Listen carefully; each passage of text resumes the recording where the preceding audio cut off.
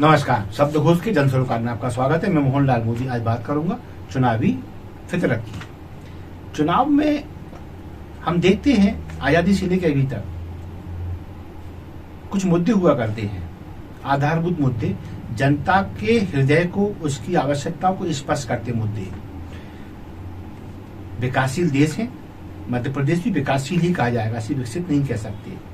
और जब स्थिति विकासशील हो तो फिर शिक्षा, स्वास्थ्य, रोजगार, ये तीन चीज बड़ी महत्वपूर्ण हो जाती है।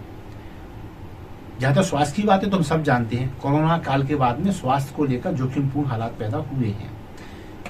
हाँफते हाँफते लोग मौत को प्राप्त हो जाते हैं। कोई कसरत कर रहा था, गिर पड़ा, पता पड़ा मर चुका है। एक अच्छा वाला आदमी डांस कर रहा था, गिर पड़ा, अस्पताल में ले गए, डॉक्टर ने उसको मृत घोषित कर दिया। सामान्यतः एक अभी हाल खबर आई है, कबड्डी खेल रहा था खिलाड़ी, कबड्डी खेलते खेलते अटैक आया, डॉक्टर ने जब चेक किया पता पड़ा वो खत्म हो चुका था। स्वास्थ्य को लेकर कोई बहुत ज्यादा अच्छी स्थिति नहीं है। रोजगार दृष्टि से देखें तो कोरोना ने रोजगार को प्रभावित किया, ठीक है, लोग कवर कर रहे हैं, फिर भी जो मध्यम वर्गीय व्यक्ति है, इससे नीचे का जो तबका है, उसको रोजगार के बारे में अभी बहुत ज्यादा सपोर्ट की आवश्यकता है। और जहां तक शिक्षा की बात है तो शिक्षा अभी उतना आधारभूत ढांचा नीचे तैयार नहीं कर पाई है जिसपे खड़ा होके ये समाज दावा कर सकते कि हाँ कि मैं अब राजनीतिक, तकनीक और सभी रूपों से परिपक्व हो गया हूँ। इसकी कमी है, यानी शिक्षा, स्वास्थ्य और रोजगार की ओर से अभी हमें बहुत कुछ करने की आवश्यकता है। एक दुख की बात यह है कि सरकार विपक्षी इस बारे में बात करने से घबरा रहा है। सत्ता तो कहने से रही, सत्ता ने जो कुछ किया ठीक किया उसके हिसाब से, लेकिन विपक्ष को इन मुद्दों को उठाना था। विपक्ष ने मुद्दे नहीं उठाए, विपक्षी मुद्दे नहीं उठा रही है। मुद्दे कहाँ चले गए? शुरुआत मुख्यमंत्री से करते हैं, शिवराज सिंह चौहान। हम देख रहे हैं शिवराज सिंह चौहान ने काफी लंबे समय से अपने आप को एक धार्मिक चोले के हवाले कर दिया है। उनके जितने भी विकास परक कार्य थे वो अनेक महालोकों के आसपास सिमट कर रह गए। अब वो चाहे उज्जैन का महालोक हो, मैया का शारदा लोक हो, सगलंगपुर का वहां देवी का मंदिर है उनका लोक हो, कुल मिला के ओमकारेश्वर धाम, ये सब चीज मिला के महालोकों का एक नया रूप से अस्तित्व में आना, एक धार्मिक मध्य प्रदेश का नए स्वरूप में अंगड़ाई लेना। हालांकि ये स्वरूप अच्छा ही है, बुरा नहीं है, लेकिन एक कहना चाहिए लीक, एक लकीर स्पष्ट दिखाई देती कि शिवराज सिंह अब धार्मिक महालोकों की ओर एक मतलब चल पड़े हैं। सोलो उनके एजेंडे में वो एक प्रमुख स्थान पर आ गया है। और इसके अलावा दो चीजें और हैं, वो है लाडली बहना योजना और लाडली लक्ष्मी योजना। लाडली बहना अभी हाल 1000, फिर 1250, 3000 तक जाना है। ये आधी आबादी पर उनका एक कहते हैं ना मोहपाश उन्होंने फेंक दिया है और उन्हें उम्मीद है कि वो इस लाडली बहना को वोट में तब्दील कर लेंगे। और कन्या जो लाडली लक्ष्मी जो योजना है वो तो जाहिर है, अब जो सीएम बनने के साथ उन्होंने जब ये योजना लागू की थी, लाडली लक्ष्मी योजना, तो जाहिर है वो कन्याएं, वो लक्ष्मियां जो है अब वो बड़ी हो गई हैं और अब वो मतदाता हैं मध्य प्रदेश की। तो ये आधी आबादी लड़कियां और महिलाएं, ये इनके फोकस में है। तो शिवराज सिंह, महालोक, लाडली बहना और लाडली लक्ष्मी। बस आगे चलते हैं। कमलनाथ से उम्मीद थी कि वो सरकार की कार्यप्रणाली में प्रहार करेंगे और 2018 चुनाव में उन्होंने किया भी था ऐसा। करप्शन पे प्रहार हुए, व्यापम को लेकर प्रहार हुए और जो मूलभूत योजनाएं जो शासन की थी उनमें मील मेख भी निकाले गए और जवाब के रूप में अपनी ओर से कई योजना प्रस्तुत की गई। लेकिन इस बार कमलनाथ भी एक महालोक वाले मुख्यमंत्री के सामने हनुमान भक्त कांग्रेस नेता के रूप में हैं। और वो इस हद तक हैं कि अब उन्हें हिंदुत्व से हटकर बात करने में हिचक लगती है उन्हें। अब मैं ये नहीं कहता उन्हें बोलना चाहिए, एक हिंदू होने के नाते मुझे ऐसा लगता है कि इससे अच्छा क्या है हमारे लिए कि सत्तापक्षी हमारी बात कर रहा है, विपक्षी हमारी बात कर रहा है। एक राम भक्त, शिव भक्त और एक हनुमान भक्त, और होड़ ये कि मैं बड़ा भक्त कौन। तो हिंदुत्व की बात दोनों तरफ है। अब यहाँ कौन सा हार्डकोर हिंदुत्व है और कौन सा सॉफ्ट हिंदुत्व है, ये जनता को तय करने दें। हाँ, कमलनाथ का हनुमान भक्त होना ये अब मध्य प्रदेश की राजनीति को एक बड़ा मोड़ देता है। इसे कहते हैं दिशा और दशा का परिवर्तित हो जाना। क्योंकि अभी तक तो ये था कि कांग्रेस थोड़ी बहुत अल्पसंख्यकों की बात कर लिया करती थी, तो एक भेद था सत्ता और विपक्ष में। यहाँ अब कोई भेद शेष नहीं रह गया। ऐसा लगता है एक मूल कॉपी है, एक ऑर्बन कॉपी है। और इससे बढ़कर बात और क्या होगी कि जब धीरेन्द्र शास्त्री जो बागेश्वर धाम के महंत हैं, उनकी कथा जब वहां हुई छिंदवाड़ा में, तो अपनी आदत के अनुसार या उनका जो कुल मिला के एक शैली है उनकी, हिंदुत्व राष्ट्र की जब बात हुई, भाई धीरेन्द्र शास्त्री कथा हो, हिंदुत्व राष्ट्र की बात ना हो, ऐसा कैसे हो सकता है? हुई, छिंदवाड़ा में हुई, कमलनाथ यजमान थे उस कथा के। तो छिंदवाड़ा में कमलनाथ जी घर में हिंदुत्व और हिंदू राष्ट्र की बात भी हो गई, कहीं से कोई किंतु परंतु नहीं आया। यानी अब भाजपा और कांग्रेस एक रास्ते में चल पड़े हैं। ये एक बड़ा कहना चाहिए ना, दशा दिशा का परिवर्तित हो जाना राजनीति की, ये इन दोनों के व्यवहार से परिलक्षित होता है। अब इससे क्या हुआ, जो अल्पसंख्यक वर्ग है उसको चिंतित होना स्वाभाविक है। चिंतित उसे होना भी था, क्योंकि अल्पसंख्यक वर्ग ये कभी नहीं सोच पाया था कि एक समय ऐसा आएगा जब कांग्रेस भी उसकी बात करना छोड़ देगी। भाई कभी ये समय था कि उसके कुछ प्रत्याशी विधानसभा में उतरा करते थे, जीत जाया करते थे, कुछ जीत भी जाया करते थे। फिर स्थिति ये आई कि कुछ जीत उतरे तो जीते नहीं। फिर स्थिति ऐसी आई कि कांग्रेस ने टिकट देनी बंद कर दिया। और अब स्थिति ऐसी आई कि मुसलमानों की बात करनी है, खत्म हो गई है। तो मुसलमान जो है अब परेशान है। इसी बात मध्य प्रदेश में करने वाला कोई नहीं बचा। समाजवादी पार्टी का अपना एक एजेंडा है, तो वहां जाना मुसलमान को लगता है कि वोट को बेकार करना है। हाँ, अगर सपा या बसपा स्पष्ट रूप से कहीं जीत रही हो, उसको प्रत्याशी लीड लेते दिख रहे हो, तो ये अल्पसंख्यक वर्ग वहां वोट करे। लेकिन इसको लगता है कि कांग्रेस, क्योंकि मध्य प्रदेश में द्विदलीय प्रणाली ज्यादा प्रभावी है, तो उसको लगता है कि भाजपा का जवाब कांग्रेस हो सकती है, तो क्यों ना कांग्रेस के पक्ष में खड़े होकर भाजपा को हराया जाए। क्योंकि अल्पसंख्यक की सबसे बड़ी गलती यही थी, खासकर मुस्लिम समाज। अल्पसंख्यक बाकी धड़ा जो है, चाहे वो पारसी हो, वो जैन हो, वो सिख हो, पारसी जो भी है, वो एक अलग स्वतंत्र सोच के साथ में चलते हैं। लेकिन मुसलमान समाज ने एक सबसे बड़ी जो गलती करी वो यही करी कि उसने यहां देखा कि भाजपा को कहां कौन हरा सकता है। उसने वहां अपना भाजपा को हराने की प्रत्याशा में अपना वोट कर दिया भाजपा के खिलाफ। ये उसने बड़े लंबे कालखंड तक किया। जहां सपा ताकतवर दिखी भाजपा के खिलाफ, वहां सपा को जिताया।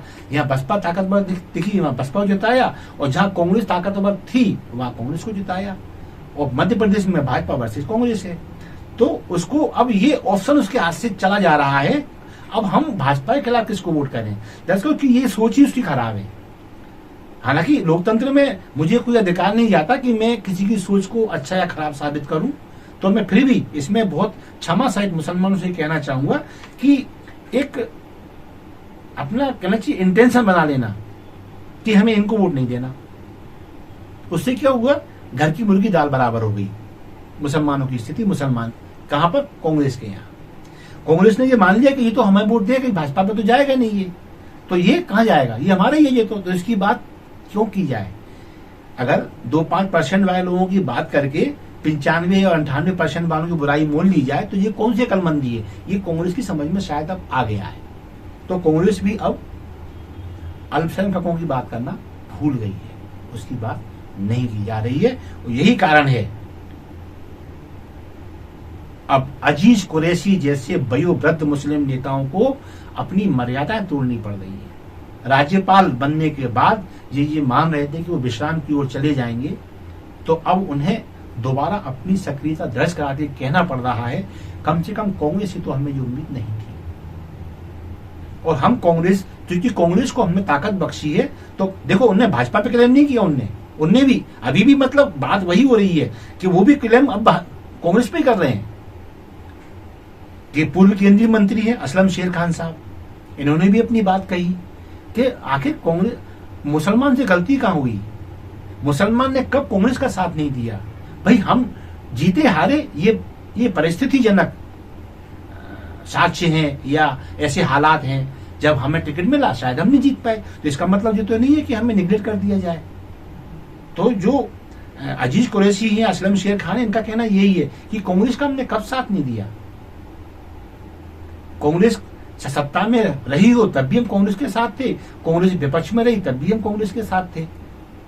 लेकिन जब आज कांग्रेस को ये लगता है कि इन थोड़ों सौ की वजह से हम ज्यादा लोगों की बुराइयां मोल लेके कौन सा फायदा अर्जित कर लेंगे, बस इस सोच के साथ में मुसलमान को छोड़ देना, ये आज मुसलमान को खटकता है। तो उसकी नाराजगी भाजपा से तो इसलिए नहीं है कि भाजपा को तो उसने पहले से ही अपना माना ही नहीं, और भाजपा ने भी एक समय ऐसा मान लिया कि ये तो हमें वोट देते ही नहीं है, तो फिर इनकी बात क्यों की जाए। तो उसका जो पहले से ही था एजेंडा हिंदुत्व, जनसंघ और भाजपा पे, वो फिर उसमें एकदम हार्डकोर होता चला गया। उसको ये भरोसा हो गया, हालांकि उसने ऑनलाइन ऑन पेपर कभी ये बात नहीं कही कि हमें मुसलमानों का वोट नहीं चाहिए, लेकिन जैसे ही उसकी कार्यप्रणाली देखने को मिली, वो यही दर्शाती है कि भाजपा ये मान चुकी है कि मुसलमान हमें वोट देने के लिए तैयार नहीं है। तो फिर क्यों ना हिंदुत्व की बात करें, हमारा एजेंडा भी हिंदुत्व ही था। राम मंदिर, 370, ये कहीं ना कहीं सिविल कोड, ये ठीक है, लेकिन बात वहीं आती है, कहीं ना कहीं ये अल्पसंख्यकों के व्यापक अधिकारों पर कुछ ना कुछ काट छांट तो करती हैं। अब कांग्रेस का तुष्टीकरण था, उसने मुसलमानों को एक विशेष श्रेणी में प्रदर्शित तो किया, लेकिन विशेष उन्हें बना नहीं पाई। ये कांग्रेस का, इसे हम पाप कह सकते हैं, क्योंकि कांग्रेस यदि इनका तुष्टीकरण कर भी रही थी, जैसे भाजपा का हमेशा आरोप रहा है, कांग्रेस ने मुसलमानों का तुष्टीकरण किया, तो फिर जब तुष्टीकरण किया और कांग्रेस ये आरोप सुन के गौरवान्वित होती रही कि हमें मुसलमानों का मसीह कहा जाता है, तो फिर मुसलमानों की दुर्गति जो आज भारत में है, वो तो कम से कम नहीं होना चाहिए थी। आज जो मुसलमान आज भी जो पेचकस, पाना, प्लास इसके आसपास घूम रहा है, मैं ये नहीं कह रहा तरक्की नहीं हुई, ठीक है, कुछ मुसलमान IAS हैं, कुछ IPS हैं, कुछ राजनेता भी हैं, सब कुछ है, लेकिन मुसलमान को जितना कहना चाहिए वोट बैंक के रूप में उसको केंद्र में रखा गया, खासकर कांग्रेस द्वारा, तो फिर मुसलमान को इतना पीछा नहीं होना चाहिए था। और मुसलमानों को इस अपनी हालात पे एक बात तो चिंतन करना था कि आखिर हमारे हाथ पड़ा क्या एक साइड हो जाने से। तो लोकतंत्र में ये घातक होता है, एक पक्षी हो जाना। लोकतंत्र में हमेशा समाज को, जाति को विभिन्न दलों में उसको व्यापक रूप से व्यवस्थित रहना चाहिए, ताकि सरकार किसी की भी आए, हमारी बात करने वाले हर पार्टी में रहें, हर सरकार में रहें। इस नीति से कांग्रेस चूकी और इसकी जवाबदार कांग्रेस रही, मुसलमान भी रहे। आज स्थिति यह है कि मुसलमानों की बात करने वाला मध्य प्रदेश राजनीति में कम से कम कोई नहीं है। एक दिग्विजय सिंह हुआ करते थे, आज भी हैं, लेकिन वो कभी कभार मुसलमानों की बात कर लिया करते थे, और हिंदुओं के खिलाफ बोलना उन्होंने अपना एक कहना चाहिए एक अपना तरीका उन्होंने बना लिया था।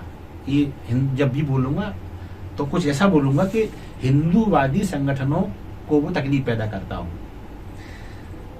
तो फिर इनकी बात को लोगों ने धीरे धीरे गंभीरता से लेना बंद कर दिया।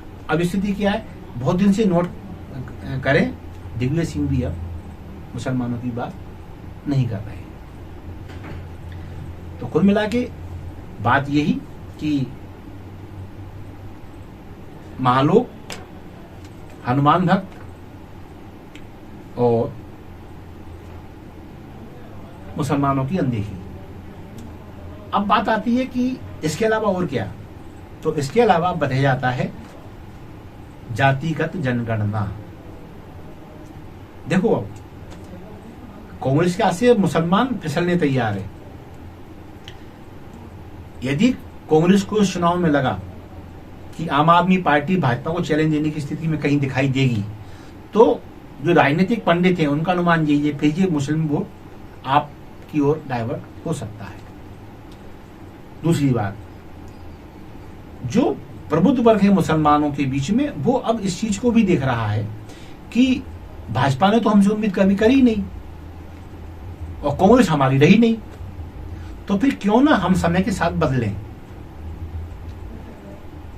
भाई भाजपा को परखने में भी क्या बुराई है। गुजरात में जैसे कई मुसलमान क्षेत्रों में भाजपा के विधायक जीत के आए, तो ऐसे अनेक इलाके हैं, ऐसा नहीं कि मुसलमानों ने भाजपा को वोट दिया ही नहीं कभी, लेकिन इसे कहते हैं ना, जैसे उदाहरण बतौर हो गया। तो ये चीजें अब प्रबुद्ध जो मुसलमान वर्ग है वो सोच रहा है कि क्या हमें भाजपा को भी परखना चाहिए।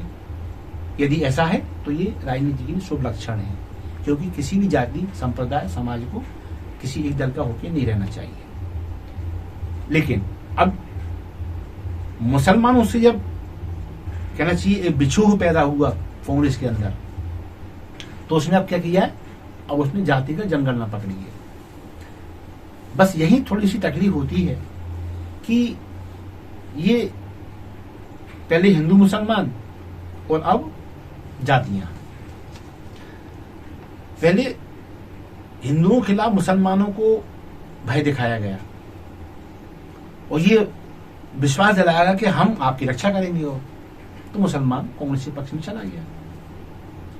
वो कितनी रक्षा कर पाए या भाजपा ने कितना नुकसान पहुंचाया मुसलमानों को, ये भाजपा शासित राज्यों में अब बहुत अच्छी तरह देखा जा सकता है। लेकिन अब जैसा कि कांग्रेस का है अब कि वो जाति गणना पे आ गई है, तो फिर यहां बहुत स्पष्ट दिखाई देता है कि जब उसको लगा कि अब मुसलमान हाथ से निकल गया है, तो अब कहां करें। अब वो यहां आ गए कि ये ठाकुर है, ये ब्राह्मण है, ये बनिया है, ये एससी है, ये एसटी है और ये ओबीसी है। मतलब अब हिंदू समाज को अब कई दलों में बांट दो, और फिर अपने को लगे कि कौन सा वर्ग थोक में भाजपा के खिलाफ जा रहा है, उसको अपन अपने शरणागत कर लो और अपना उसका मसीहा अपने आप को प्रदर्शित करके उसे वोट बैंक में इस्तेमाल करो। यहां मैं ये नहीं कह रहा कि वो कांग्रेस है सामने तो मुझे उनका छिद्रान्वेषण करना चाहिए। दरअसल सत्यता ये है कि भाजपा या संघ की ओर से भी जब मुसलमानों की बात की गई, तो मुझे याद है बात एक ही की गई कि विरोध मुसलमानों से है ही नहीं है, विरोध उन मुसलमानों से है जो पाकिस्तान के क्रिकेट में जीतने पर पटाखे चलाते हैं, विरोध उन मुसलमानों से है जो भारत में रह के पाकिस्तान की शत्रु देश की बात करते हैं। ये कभी कहा ही नहीं है कि मुसलमान खराब होता है या मुसलमान भारतीय नागरिक नहीं है, ये बात तो कभी हुई नहीं। बल्कि संघ ने तो यहां तक कहा है कई बार, संघ के अधिकारियों ने, कि यदि मुसलमान अपनी 7-8-10 पीढ़ियां पीछे झांक कर देखेंगे तो उन्हें अपने पूर्वज भी हिंदू ही दिखाई देंगे। यानी वो मुसलमान हिंदू के डीएनए में भेद नहीं करता। देखा जाए अगर आप उस पर देखेंगे यदि एक तकनीकी स्तर पर, तो फिर बात ही निकल के आती है। तो जब वहां मुसलमान हिंदू में भेद नहीं हुआ और यहाँ स्थिति ये कि पहले हिंदू मुस्लिम का भेद किया गया, हिंदुओं से मुसलमान को डराया गया और मुसलमानों का मसीहा बना गया, और जब लगा कि मुसलमान जब हाथ से निकल गया है या मुसलमान के रहने से कोई लाभ ही नहीं हो रहा है, क्योंकि जब देख लिया कि बीजेपी लगातार पहले सत्ता स्टेटों में आई और अब केंद्र में, और केंद्र में ऐसी कि अब आती चली जा रही है, और आगे 24 के चुनाव में भी ऐसा लग रहा है कि ये हिंदुत्व के मुद्दे पे वो फिर मुद्दा भले हिंदुत्व ना हो तो कम से कम उसका रुझान उधर तो नहीं है कि हमें मुसलमान का वोट चाहिए ही चाहिए। तो शायद ये जब कांग्रेस की समझ में आया, तो अब कांग्रेस ने क्या किया है, अब मुसलमान की बात करना बंद कर दी, अब हिंदुओं पे आ गई है। लेकिन हिंदुओं में उसके हाथ से क्या एक गलत चीज हो गई कि जाति का जनगणना। तुम्हें जातियों का भला ही करना था तो तुम गरीब छांट लेते और गरीब का भला कर देते। भाई आपका ये कहना है ना कि ओबीसी एससी एसटी के लोग जो गरीब हैं वो मुफलिसी में है, उनको उनके अधिकार प्राप्त नहीं हुए, तो आप तो गरीबी की रेखा के नीचे का सर्वे करा लेते और अति गरीबों का और सर्वे करा लेते, तो आपके सारे एससी, सारे एसटी, सारे ओबीसी का भला हो जाता। यदि आपकी नजर में यही दलित शोषित हैं तो इसमें क्या बुराई थी। लेकिन नहीं, दरअसल आपको भला करना ही नहीं है, आपको उनका जीवन स्तर सुधारना ही नहीं है। आपको तो ये भेद करना है कि ये ब्राह्मण क्षत्रिय बनिए हैं, ये शोषक वर्ग है, ये एससी एसटी है, ये दलित शोषित है, और ये ओबीसी है, तो दोनों के बीच पिस रहा है। अब कौन हमारे प्रभाव से हमारे पक्ष में वोटर बन के आ जाता है, ये हमारी किस्मत।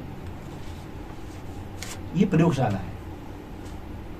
इसी प्रयोग कहते हैं, शायद प्रयोग सफल हो जाए। ये गलत है।